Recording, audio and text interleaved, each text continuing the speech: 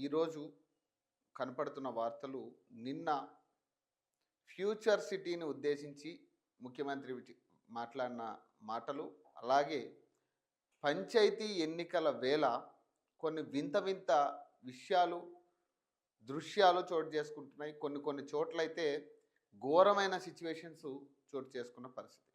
So Nalgonda జిల్లా అలాగే మహబూబాబాద్ జిల్లాలో సో రెండు చోట్ల కూడా కొంత నిన్న డిస్టర్బెన్సెస్ క్రియేట్ అయినాయి. సో ఈ వింత దృశ్యాలన్నీ కూడా ఎందుకో ఈ మధ్య కాలంలో ఎక్కువ కనపడతా ఉన్నాయి. ఎలక్షన్లు అనగానే ఇట్లాంటి అంశాలు ఏవో జరుగుతూనే ఉన్నాయి. మనం మాట్లాడుతూనే ఉన్నాం, అవి జరుగుతూనే ఉన్నాయి. ఇట్లాంటి అంశాలు కొన్ని నిన్న కూడా కొన్ని చోటు చేసుకున్న పరిస్థితి, కొన్ని విషయాలు సర్పంచ్ ఎన్నికలకు సంబంధించి. సో ఎవరైతే అభ్యర్థిగా పోటీ చేయబోతా ఉన్నారో వాళ్ళని బెదిరించడం, ఇష్టారహితంగా వాళ్ళని టార్చర్ చేయడం, ఇట్లాంటి అంశాలన్నీ బయటకు వస్తూ ఉన్నాయి. సో ఒక్కసారి మనం వార్తలు చూద్దాం. గ్లోబల్ సమిట్ ఆహ్వాన పత్రికను ఆవిష్కరించిన సీఎం రేవంత్ రెడ్డి, ఉప ముఖ్యమంత్రి బట్టి విక్రమార్క, అలాగే చిత్రంలో కొండా సురేఖ, పొంగులేటి శ్రీధర్ బాబు, ఉత్తమ్, అలాగే దామోదర్ రాజనరసింహ, కోమటిరెడ్డి వెంకటరెడ్డి, జూపల్లి కృష్ణారావు, చిన్నారెడ్డి, సుదర్శన్ రెడ్డి, అసదుద్దీన్, అలాగే Ponnam Prabhakar, Srihari, Adluri Laxman, Shabbir Ali, Vem Narender Reddy. Pure and rare Telangana కొత్త ముఖ చిత్రం ఇదే. ఆదాయం పెంచడం, పేదలకు పంచడమే లక్ష్యం అంట. బలమైన ఆర్థిక వ్యవస్థగా రాష్ట్ర అభివృద్ధి మా ధ్యేయం అంటూ సీఎం రేవంత్ రెడ్డి గారు చెప్తా ఉన్నారు. తెలంగాణ రైజింగ్ విజన్ 2047పై సీఎం సమీక్ష. సమిట్ ఆహ్వాన పత్రిక ఆవిష్కరణ.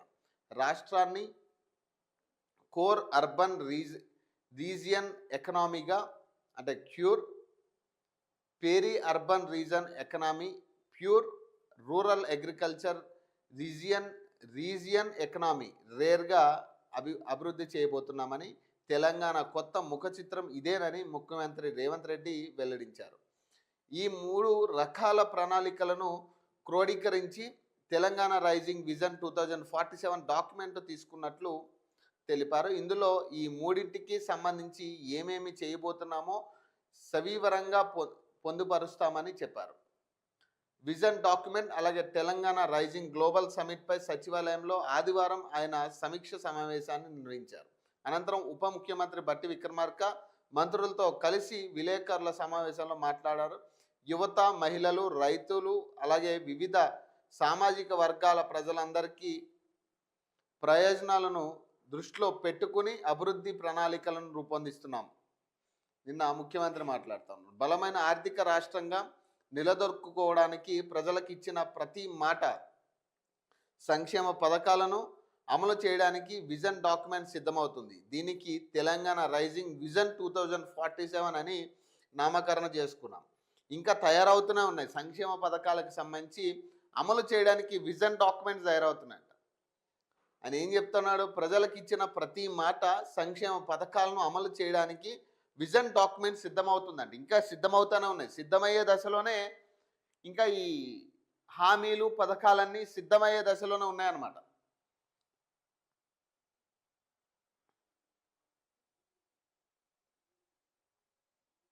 ఆదాయాన్ని పెంచాలి, పేదలకు పంచాలనే విధానంతో ముందుకెళ్తున్నాం. మా దర్శకత అలాగే మా భవిష్యత్ ప్రణాళిక, దీనికోసమే ఈ గొప్ప సమిట్ను ఏర్పాటు చేస్తున్నాం.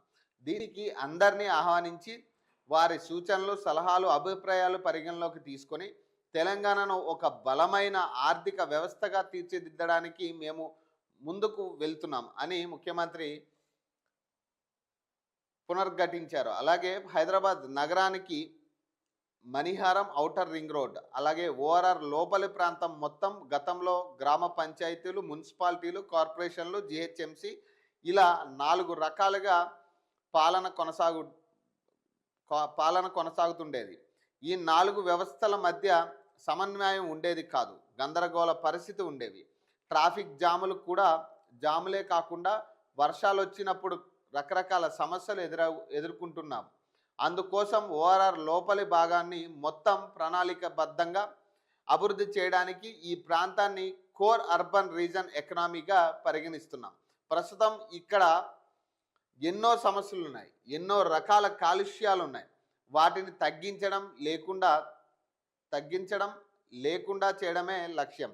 కాలుష్య రహిత నగరంగా మార్చాలంటే చికిత్స చేయాల్సిందే. ఇలాంటి సమస్యల పరిష్కారానికి ఈరోజు కోర్ అర్బన్ ప్రాంతాన్ని సర్వీస్ సెక్టార్ కింద మార్చుతున్నాం. కాలుష్యాన్ని వెదజల్లే పరిశ్రమలన్నిటినీ కూడా బయటకు తరలిస్తాం. చెరువులు, కుంటలు, నాలాలను ప్రక్షాళన చేస్తాం. అత్యధిక వర్షాలు వచ్చినప్పుడు రోడ్ల మీద, కాలనీల్లో వరదల వంటి ఇబ్బందులు తగ్గించడానికి ఈ కోర్ అర్బన్ రీజియన్ను ఒక యూనిట్గా పరిగణిస్తున్నాం. మెట్రో రైల్ విస్తరణ, అలాగే మూసీ పునర్జీవం, ఫ్లైఓవర్ రోడ్ల విస్తరణ, కాలుష్య పరిశ్రమల తొలగింపు తదితర ప్రణాళికలను తయారు చేసుకుంటున్నాం. రీజనల్ రింగ్ రోడ్ అవల తెలంగాణ సరిహద్దు వరకు ఉన్న ప్రాంతానికి రూరల్ అగ్రికల్చర్ రీజియన్ ఎకనామీగా నామకరణం చేసుకున్నాం. గతంలో పట్టణ ఆధారిత పాలసీనే తీసుకొచ్చారు.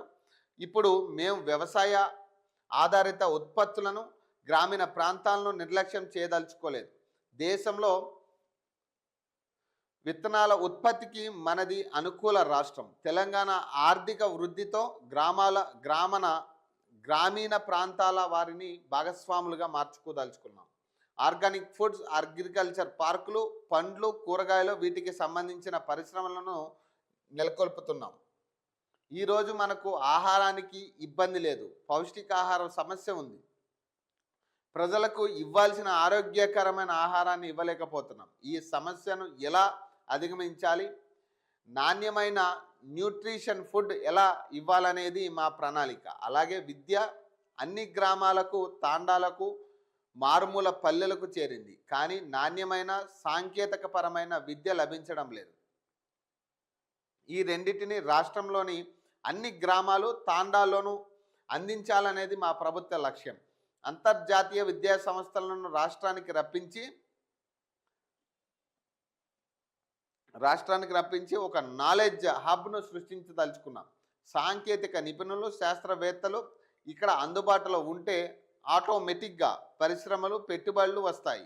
తద్వారా యువతకు ఉపాధి అవకాశాలు కల్పించి ఈ రాష్ట్రాన్ని 2037 నాటికి $1 ట్రిలియన్ ఆర్థిక వ్యవస్థగా, 2047 నాటికి $3 ట్రిలియన్ ఎకనామీగా తీర్చిదిద్దాలనేది మా ధ్యేయం అంట. ఇక్కడ ఏమంటే ఇంటిగ్రేటెడ్ స్కూల్స్ అని కొన్ని తీసుకొచ్చారు. అవి ఎంతవరకు అమలు అవుతున్నాయి అనేది ఇంకా క్వశ్చన్ మార్కే. ఎవరి దగ్గర సమాధానం లేని పరిస్థితి. ఇంటిగ్రేటెడ్ స్కూల్స్ అన్నారు, ఇంటిగ్రేటెడ్ విద్య అందిస్తున్నాం.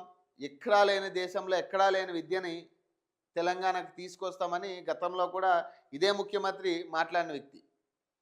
దాదాపు ఒక 2 సంవత్సరాల నుంచి ఆయన మాట్లాడుతూ ఉన్నాడు. ఇప్పుడు మళ్ళీ ఏమంటున్నాడు, కొత్తగా మళ్ళీ సాంకేతిక పక్క దేశాల నుంచి విద్యను ఇక్కడ తీసుకొచ్చా. అది కాదు. ఫస్ట్ ఇక్కడ ఉన్న స్కూల్స్, ఇక్కడ ఉన్న కాలేజెస్లో వసతుల పరిస్థితి ఏంటి, టీచర్స్ ఉన్నారా, లెక్చరర్స్ ఉన్నారా, ఇది మనం పరిగణలోకి తీసుకోవాల్సింది. అసలు కొన్ని స్కూల్స్కి చదువు చెప్పేటోళ్ళు లేరు, పిల్లలున్నా చదువు చెప్పేటోళ్ళు లేరు. అప్పుడు ఏమవుతుంది, ఈ గవర్నమెంట్ స్కూల్లో చదవాల్సిన వాళ్ళందరూ కూడా ప్రైవేట్ స్కూల్స్కి వెళ్ళిపోయే పరిస్థితి. ఎందుకు గవర్నమెంట్ స్కూల్స్కి పిల్లలు రావట్లేదంటే కనీసం అక్కడ చదువు చెప్పేటోడు ఉన్న చక్కనైన వసతులు ఉండవు. ఇవన్నీ పరిగణలోకి వస్తాయి. ఇప్పుడు 4-5 సబ్జెక్టులు ఒకే టీచర్ చెప్తా ఉన్నారు కొన్ని చోట్లయితే, దాదాపు 1 సంవత్సరం నాటి నుంచి. బాబు ఇంకొక కొంతమంది స్టాఫ్ని తీసుకోండి అంటే కూడా కనీసం సోయి లేకుండా ఇదే ప్రభుత్వం ఉన్న పరిస్థితి. ఆడపిల్లలకి వాష్రూమ్స్ కట్టలేని పరిస్థితి. ఎన్నో స్కూల్స్ వాష్రూమ్స్ కూడా లేకుండా ఆడపిల్లలకి, చదువుకునే పిల్లలకి. ఇంత దారుణమైన విద్యాశాఖ ఇప్పుడు పరిస్థితి ఇక్కడ ఉంటే మళ్ళీ కొత్తగా మనం పక్క దేశాల నుంచి విద్య తేవాల్సిన పరిస్థితే లేదు. ఉన్న విద్యను చక్కదిద్దుకుంటే మనకింత బడ్జెట్ పెట్టి 2037 నాటికి ఏం జరుగుతుంది, 2047కి ఏం జరుగుతుంది అనేది ఎవరికి అవసరం లేదు. మనకు అవసరమైంది ఏంది, మనకున్న విద్య సక్రమంగా జరుగుతుందా లేదా ఇప్పుడున్న పరిస్థితులు. ఫ్యూచర్లో మీరు ఏం చేయాల్సిన అవసరం లేదు. ఇప్పుడున్న పరిస్థితులు ఇప్పుడు చేయండి. ఏది చేసినా కూడా ఇప్పుడు మీరు కంటిన్యూ చేయండి. ఇప్పుడు డెవలప్మెంట్ చేయండి. ఇప్పటి గురించి మాట్లాడండి. 2 సంవత్సరాల పరిపాలన గురించి మాట్లాడండి. ఇప్పుడు ఏం చేస్తున్నారు అనేది మాట్లాడండి. కనీసం స్కాలర్షిప్ల మీద ఆధారపడి ఎంతోమంది పిల్లలు, పేద విద్యార్థులు, స్తోమత లేని వాళ్ళందరూ కూడా అదే స్కాలర్షిప్ మీద ఆధారపడి చదువుకుంటున్నారు. ఫీజు రింబర్స్మెంట్ మీద, స్కాలర్షిప్ల మీద. కనీసం స్కాలర్షిప్లు ఇవ్వలేదు. ఫీజు రింబర్స్మెంట్ బకాయిలు ఉన్నాయి. మొన్ననే కాలేజీలను మూసేస్తే మళ్ళీ వాళ్ళతో చర్చలు జరిపి ఇంత రచ్చ జరిగిన తర్వాత మనం రియాక్ట్ అయ్యి వాళ్ళతో చర్చలు జరపడం కాకుండా ముందస్తుగానే వీటి మీద జాగ్రత్తలు తీసుకుంటే ఉండేది. వేల కోట్ల బకాయిలు ఉన్నాయి, అవి కట్టాల్సి ఉంది. పింఛన్దారులు బెనిఫిట్లు రాలేదని వాళ్ళు బాధపడుతున్నారు. వాళ్ళకి ఇవ్వాల్సిన పైసలు ఎక్కడో వాడుకున్నాం, వీటికి సమాధానం లేదు. వాళ్ళు చనిపోతున్నారు పింఛన్దారులు. రైతుల పరిస్థితి ఆగమాగం ఉంది. నిన్న ఒక అతను పురుగుల మందు తాగుతా సెల్ఫీ వీడియో పెట్టిన ఒక రైతు. ఇది రాష్ట్రంలో ఉన్న పరిస్థితి. వాస్తవం గురించి మాట్లాడండి. భవిష్యత్తులో ఏం జరుగుతుంది అనేది మాకు అనవసరం. వాస్తవంగా మా ప్రజలు బతుకుండాలి కదా. ఫస్ట్ మీరు ఫ్యూచర్లో ఏదో చేయడానికి, అది చూడడానికైనా ఇప్పుడున్న పరిస్థితుల్లో ప్రజలు అప్పటి వరకు బతుకుండాలి కదా. ఆర్థిక ఇబ్బందులు ఉండి చాలామంది రైతులు చనిపోవడం జరుగుతూ ఉంది. పంట నష్టం, అధిక దిగుబడి లేదు, బోనస్లు లేవు, గిట్టుబాటు ధర లేదు, యూరియా లేదు. పత్తి కొనుగోలు రైతులైతే ఇంకా మొన్నైతే విపరీతమైన పరిస్థితి, కొనేటోడు కూడా లేడు పత్తి. ఇట్లాంటి సిచ్యువేషన్స్ మీద మాట్లాడండి. ఇట్లాంటి వాటిని ఎలా క్యూర్ చేయాలి, ఎలా సాల్వ్ చేయాలి, వీళ్ళకి ఎట్లా న్యాయం చేయాలనేది మనం మాట్లాడాలి. ఈ రోజు గురించి మాట్లాడాలి. ఈరోజు మన తెలంగాణ రాష్ట్రంలో ఏం పరిస్థితి ఉందనేది మాట్లాడాలి. ఫ్యూచర్లో ఒక 10 ఏళ్ళు 20 ఏళ్ళ తర్వాత మీరు ఏదో చేస్తారంటే ప్రజలకి నమ్మకం ఉండాలి కదా. ఈరోజు ఏం చేస్తున్నారు అనేది ప్రజలు చూస్తారు. దీని ఫ్యూచర్ ఏం చేస్తారు, ఎన్ని వేల కోట్లు తెస్తారు, ఎన్ని లక్షల కోట్లు తెస్తారు అనేది మాకు అనవసరం. అది ప్రతి ఓడు వచ్చి అప్పులు చేసి పోవడే తప్పితే ప్రజలకు చేయాలని, ప్రజలకు చేసేటోడు ఎవడో లేడు. ఈరోజు లక్షల కోట్లు అప్పు చేయడం, పోవడం, మళ్ళీ ఇంకొక గవర్నమెంట్ వస్తుంది, వాడేం చెప్తాడు, వీడు లక్షల కోట్లు, వాడే లక్షల కోట్లు చేసిండు, వాటికి మిత్తులు కట్టడం సరిపోతుంది మా పరిస్థితి అని మళ్ళీ అధిక ట్యాక్సీలు ఎవరి మీద పడుతున్నాయంటే ప్రజల మీదే. ఫైనల్గా ఎవరు కట్టాల్సింది, ఆ ట్యాక్సీలు కట్టాల్సింది ఎవరంటే తెలంగాణ ప్రజలే. ఇప్పుడు ఇంత డెవలప్మెంట్ 2047 నాటికి రైజింగ్ తెలంగాణ అనే ఒక నినాదం ఎత్తుకున్నాం కదా. అసలు రైజింగ్ తెలంగాణలో 2 సంవత్సరాలుగా రైజింగ్ ఏం జరిగింది తెలంగాణలో ఒకసారి మనం మాట్లాడుకుంటే అసలు సరే. ఇప్పుడు 2047 నాటికి మీరు ఏం చేసుకుంటారో పక్కన పెట్టండి. ఇప్పుడు 2 సంవత్సరాల్లో మీరు రైజింగ్ ఏం చేసారు తెలంగాణని? మళ్ళీ అదే అప్పుల కుప్పలాగా చేసిరు కదా తప్పితే ఎవరికైనా ఒక్క % లాభం జరిగిన పరిస్థితి ఉందా? ఇందిరమ్మ ఇళ్ళని తీసుకొచ్చారు, వాటిలో ఇష్టాశరం ఇక మళ్ళీ అదే కాంగ్రెస్ వాళ్ళు తినేటోళ్ళు, తినేదే ఇది. పోనీ ఏదైనా చక్కదనంగా మీరు ప్రవేశపెట్టిన ఏ పథకమైనా కానీ సక్రమంగా అందరికీ క్రమంగా అందింది అనేది ఏది లేదు. ముసలి వాళ్ళకి 6,000 పింఛన్ అన్నారు, అది లేదా. 4,000 పింఛన్ అన్నారు, వికలాంగులకి 6,000 పింఛన్లు అన్నారు, ఏది లేదు. నిరుద్యోగులకి నిరుద్యోగ భృతి అన్నారు. గత ప్రభుత్వం నాశనం చేసి అదే నిరుద్యోగ భృతి అని చెప్పి 5 ఏళ్ళు గత ప్రభుత్వం సాగనంపింది. నిరుద్యోగుల పరిస్థితి అప్పుడే అంత ఘోరమైన పరిస్థితి ఉంటే ఈ ప్రభుత్వం ఏం చేసింది, నమ్మించి మళ్ళీ గొంతుకొచ్చింది. ఎవడు హ్యాపీగా ఉన్నాడు తెలంగాణలో? ఏం రైజింగ్ జరిగింది 2 ఏళ్ళలా? 2047 నాటికి ఏం రైజింగ్ చేయబోతున్నారు? ఇదంతా ఒక కళ్ళకి ఏదో గ్రాఫిక్స్ లేకపోతే CG వర్క్ చేసి పెడతారు అంతే తప్పితే ఇవన్నీ చూసినవే. కానీ మీరు చేయాల్సింది ఏంటంటే ఈరోజు సమస్యలు ఏమున్నాయి, ఈ రోజు నాటికి మన తెలంగాణలో సమస్యలు ఏమున్నాయి, ఏం తీరుతున్నాయి, ఎవరి సమస్యలు ఎట్లున్నాయి. ఇప్పటికీ తాగునీటి సమస్యలు చాలా చోట్ల ఉన్నాయి. ఫ్యాక్టరీల విషయాల్లో చాలా చోట్ల ఇప్పుడు చౌటుప్పల్ లాంటి ఏరియాల్లో అయితే అదే ఫ్యాక్టరీ కాలుష్యం వల్ల నాశనం అవుతున్నారు ప్రజలు. ఇప్పటికీ కూడా గత ప్రభుత్వంలో నలిగిర్రు, ఇప్పుడు ఇంకా ఘోరంగా నలుగుతున్నారు. త్రిబుల్ అని చెప్పి అలైన్మెంట్లు మీకు ఇష్టాసరంగా మార్చుకొని రైతులు ఇబ్బంది పెడతా ఉన్నారు. కానీ వాళ్ళకి సరైన ధర ఇస్తున్నారంటే అది లేదు. మరి ఇన్ని సమస్యలు పెట్టుకుని ఇంకా గ్లోబల్ సమిట్లు, రైజింగ్ తెలంగాణ, ఏదో వస్తుంది, ఏదో జరుగుతుంది, ప్రజలకి ఆశ చూపే ప్రయత్నం మానేయండి.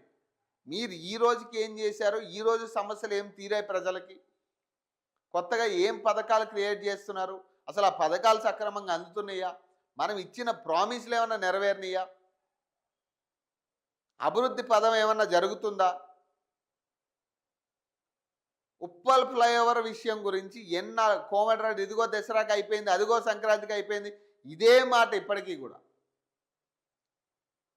ఇప్పటికి దాన్ని పట్టించుకునేటోళ్ళు లేడు. ఇప్పటికి ఒక చిన్న రవ్వ పని అక్కడ జరుగుతున్నట్టుగా కనపడట్లేదు. ఏదో నామకా వాస్తే 4 రైలింగ్లు వేసిర్రు, అదేదో పని జరుగుతుందనే క్రియేషన్ తప్పితే దానివల్ల ప్రజలు ఇబ్బంది పడుతున్నారు. మనమేమో 100 ఫీట్ల రోడ్ వేసి మొత్తం రోడ్ వేసినట్టుగానే కటింగ్ ఇచ్చి దాన్ని ప్రచారం చేసారు సోషల్ మీడియాలో. ఇన్ని సమస్యలు, ఇంత ఘోరమైన పరిస్థితి ఇంకా ఉన్నాయి. గ్రామాల్లోకి వెళ్తే అడుగు అడుగున సమస్యలు ఉన్నాయి. ఈరోజు ఎవరిని కదిపినా కూలి పని చేసుకునే వాళ్ళ దగ్గర నుంచి రైతులు, దళారుల వరకు కూడా ప్రతి ఒక్కరు సమస్యలు పాలవుతున్నారు.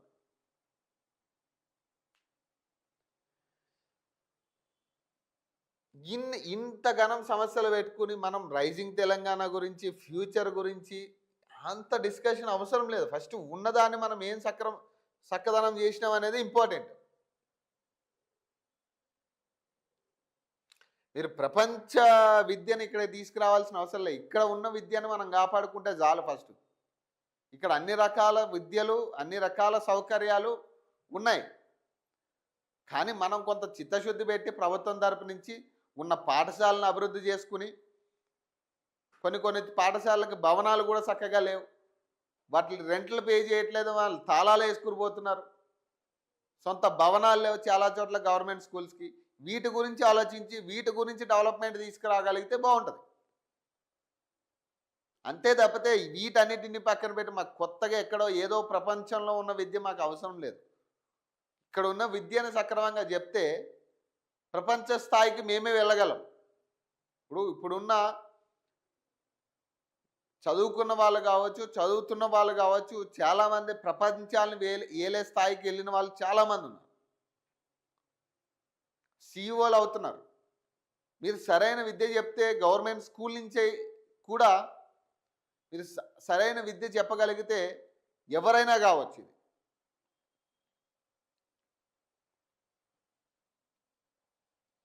ఒకప్పుడు గవర్నమెంట్ స్కూల్లో చదివిన వాళ్ళే తారాస్థాయికి వెళ్ళిన వాళ్ళు ఉన్నారు, ఇప్పటికీ ఉన్నారు. ఐపీఎస్లు, ఐఏఎస్లు అందరూ కూడా గవర్నమెంట్ స్కూల్లో చదివిన వాళ్ళు ఉన్నారు ఇప్పటికీ. మరి ఆ విద్య ఇప్పుడు ఎందుకు అందట్లేదు? ఇప్పుడు అందుతుందా?